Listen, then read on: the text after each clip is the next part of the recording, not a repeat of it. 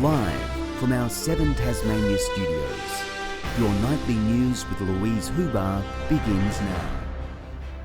Good evening. There's growing calls for the federal government to end uncertainty around salmon farming licences at Macquarie Harbour. The industry fishing for answers from the Prime Minister after he touched down in Tasmania this morning. A billion-dollar salmon industry hanging in the balance. Tasmanian businesses and stakeholders signing an open letter to the PM, urging him to end the uncertainty. There is no time frame from the government about when this process will wrap up. Consultation was expected to finish in February, but the PM was today unable to give a clear answer on a time frame. We have environmental processes that go through, and it's important that happen for a range of reasons, not the least of which is the law. Local leaders backing in job security for West Coast workers. We know that towns like Strahan and Queenstown are so reliant now on the aquaculture industry. If you took that away, those towns would be in serious trouble. We cannot have this uncertainty hanging over communities, people's lives, and those communities on the northwest coast any longer. Meanwhile, the Greens are on the other side of the shore, pushing for the Maugean skate to be protected. This is a species that all the evidence and all the science is showing is being driven towards extinction by salmon farming. Saying the party's plan can save jobs and the endangered species. We can protect the skate by getting fish farms out of Macquarie Harbour, and we can transition and shift those workers into other industries on the west coast. Much like fishing, it seems a waiting game for now. Rebecca Gaidaneris, 7 Tasmania News. Tasmania's unions have joined with others across the globe to recognise workers fighting for greater rights. May Day celebrating achievements like the 8-hour workday, while calling on leaders to introduce tougher laws to protect worker safety.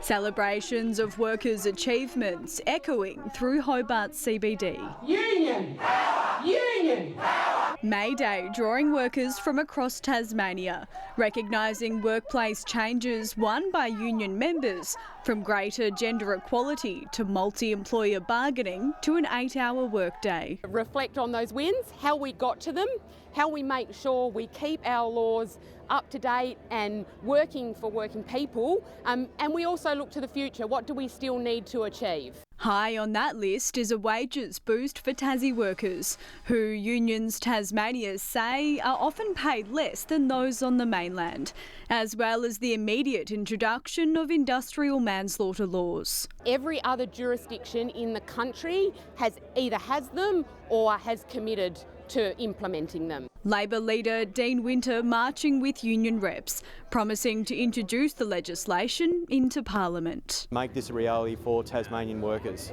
There is nothing more important than being safe at work, and industrial manslaughter laws are badly needed in this state. In principle, we support updating Tasmania's laws so that workers are protected and there are genuine penalties for industrial manslaughter. The state government confirming it's been consulting with stakeholders. We will listen to what those stakeholders have to say in that space, because I think we need a really fulsome view of where this issue sits. Regardless, a fight that's far from over. The workers, united, will never be defeated. Ruby Cairns, 7 Tasmania News.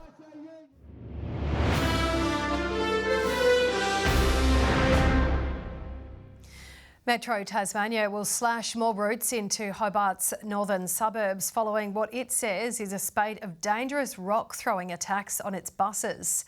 Evening services into Gagebrook and Herdsman's Cove will be suspended from Monday. It's unclear when they'll run again.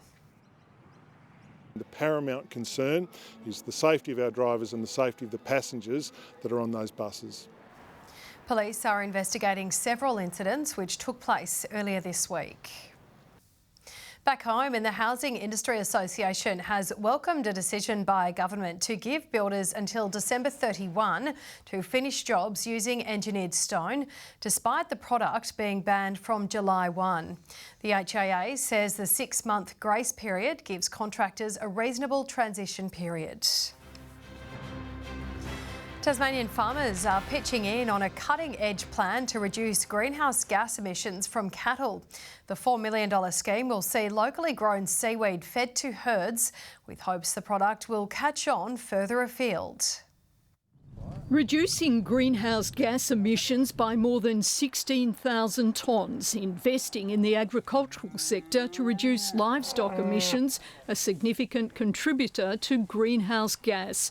Tas farmers the recipient of a $4 million grant to trial sea feed as an additive to 24,000 head of livestock, which includes both dairy and beef cattle. Tas Farmers' proposal is a really positive way that we can demonstrate our commitment to keeping Tasmania not only at the forefront of climate change research and development here in Australia but around the world. Tasmania's pasture-based farming system making it an ideal location for the red seaweed trials. With a tiny dietary inclusion, just 0.2% of the animal's diet being this product, could virtually eliminate the emissions from livestock. Dairy farmer Richard Gardner has been trialling the seaweed on his cattle. So we've been doing the work around commercial farming operations to trial the feeding systems and make sure the technology works well in a real-world environment. Tas farmers overjoyed with the experiment. Farmers have been battling with climate change for the last 30 years quietly with different methods, different technologies, new grasses, different grazing regimes. The seaweed sourced from Tasmania, abundant in supply. Melinda Ogden, 7 Tasmania News. The Tasmanian Health Service is hoping to attract more GPs to the Derwent Valley with a purpose-built $11 million health hub in New Norfolk now open to the public. Her Excellency Barbara Baker, one of the first to tour the facility run by company Corrambine. Over time, we have a suite here for general practice, also for visiting medical services, the university itself, and some Corrambine Rural Primary Health Services as well. Medical students are also set to benefit, the University of Tasmania acquiring a space in the building for its rural health program.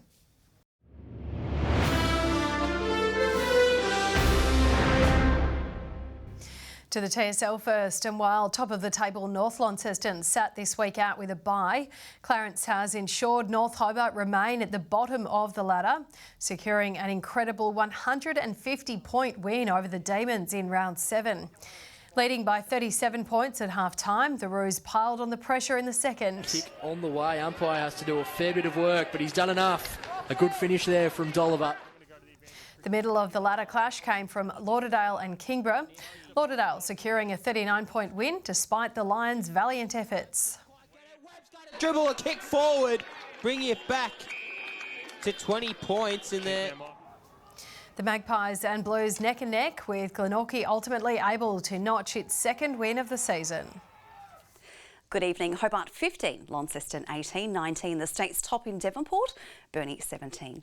Foggy conditions persisted, particularly about the southeast today, which most of that cleared by midday. Further across the Apple Isle, 18 the high for King Island, Smithton, Grove and Strawn. Flinders Island, Lowhead, Friendly Beaches and Bushy Park all 17. 16 the top for St Helens and Marai Island, Lywinnie just 10 degrees today. Low to mid-level cloud covered the majority of eastern, northern and central Tasmania, with partly cloudy conditions about the south and far northwest. Cloud is seen covering most of the eastern states, associated with both an onshore flow and an inland trough, which is generating thunderstorms over southern New South Wales. Tomorrow, a high pressure system will ridge across southern, central and western parts of the country. East to northeasterly winds 5 to 15 knots, although reaching 10 to 20 knots about the north.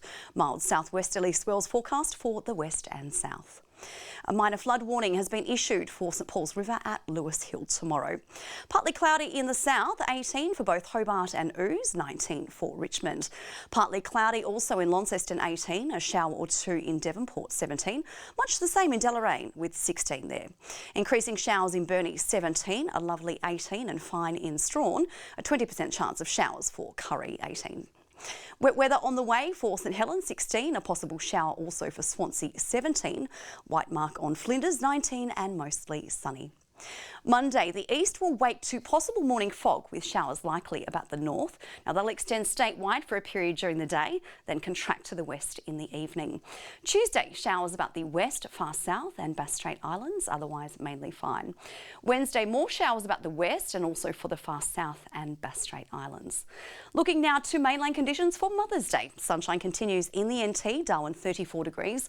Showery in Sydney and Brisbane, 19 and partly cloudy in Adelaide, although cloud clearing in Melbourne. And right now this Saturday evening, Hobart, mostly clear, 12 degrees, also 12 in Launceston and also mostly clear with 13 in Devonport. Wishing you a very happy Mother's Day, Lou, for tomorrow.